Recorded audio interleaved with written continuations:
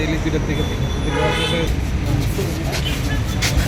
CRPF ni Inspector Ramkumar ni Mungoi West Agartala Thana Khlaijaka FIR Tangshal Horo West Agartala Thana Buskango Thangai Khadumani Funuglaika State Youth Congress Pradesh Nilkamal Shahano Khobaite Kubun Adongra দেখুন আজকে এই রাজ্য এক ন্যাক্কারজনক ঘটনার সাক্ষী হয়ে থাকলো।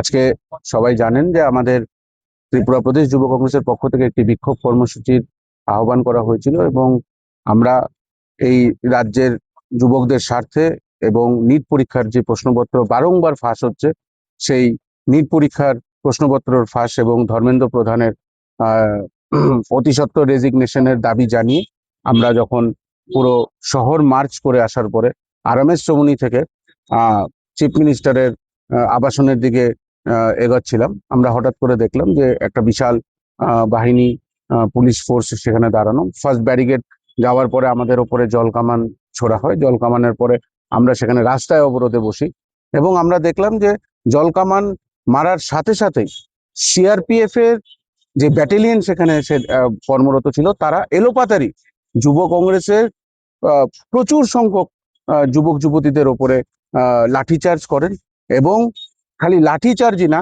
মেরে রাস্তায় ফেলে এবং রাস্তা থেকে উঠিয়ে আবার হেঁচড়িয়ে তাদেরকে ফেলা হয়। আপনারা সকলেই ভিডিও দেখেছেন। সেই ইন্সপেক্টরের নাম মিস্টার রামকুমার, যতটুকু আমাদের কাছে রিপোর্ট আছে, এবং আমরা ওনার বিরুদ্ধে একটা FIR করতেছি কারণ মহিলা যুবতী অজস্র গালি উনি দিয়েছেন।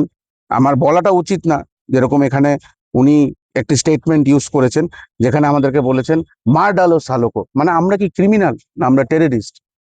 এটা বলতে পারে না CRPF। কিন্তু আমরা দেখেছি যে বারংবার বলার পরও আমাদের একজন যুব কংগ্রেসের এই সদর ডিস্ট্রিক্টের আমাদের সহসভাপতি উনি হাত জোর করে বলেছেন যে মেয়েদের উপরে গায়ে হাত উঠাবেন না, কিচ্ছু ছিল না, হাত জোর করছিল, কিন্তু তাকে লাঠি দিয়ে তার বুকে মারা হয়েছে এবং সে আজকে শ্বাসকষ্টে সে এখন GM হাসপাতালে ভর্তি। 3টে স্টিচ দিয়ে আমাদের আসারাম বাড়ির যুব কংগ্রেসের সভাপতি আজকে তার মাথায় স্টিচ লেগেছে। আরো মেয়েদেরকে মেরেছে। লিপি রুদ্রপাল, ওনার হাড্ডি ক্র্যাক হয়েছে। তো আমরা এরকম কখনো আগে দেখিনি এবং যতটুকু বোঝা গেছে আমরা এটাই বুঝেছি যে ওদেরকে কোথাও না কোথাও লেলিয়ে দেওয়া হয়েছে যে এই যুব কংগ্রেসের প্রতিবাদ সভাকে ভঙ্গ করে দেওয়া। আমরা এটাও দেখেছি যে প্রেসকেও তারা মানতে রাজি না, তারা সাংবাদিকদেরকেও ধাক্কা দিয়েছে, তাদের গায়ে হাত দিয়েছে, সাংবাদিকদেরকেও তারা চড়াও হয়ে কথা বলেছিল এবং তারপরে যখন ত্রিপুরা পুলিশ তাদেরকে থামার জন্য বলেছে, তারা ত্রিপুরা পুলিশেরও কথা শুনতে রাজি না।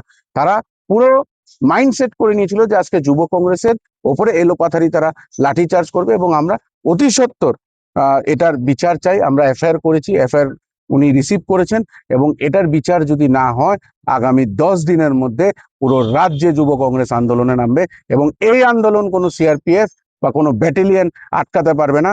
হয় আমরা মরবো, না হলে তার মাফিনামা আমরা চাই।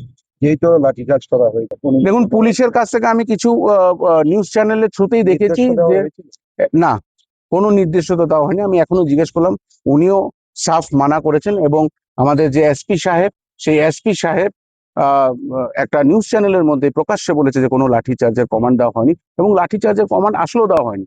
এবং আমি এটাই বুঝলাম যে CRPF কেন উইদাউট কমান্ড যুব কংগ্রেসের প্রোটেস্টার্সদের উপরে এইভাবে লাঠিচার্জ করলো এবং খালি লাঠিচার্জ না, নৃশংসভাবে তাদেরকে মারার চেষ্টা এবং তাদেরকে প্রাণে মারার চেষ্টা করেছে এই মিস্টার রামকুমারের অ্যাডভাইসারিতে তার পুরো ব্যাটালিয়ন আজকে ত্রিপুরা প্রদেশ যুব কংগ্রেসের বিপক্ষে আজকে এই প্রতিবাদকে ভঙ্গ করার তাদের এক নীল নকশা তারা আঁকার চেষ্টা করেছিল।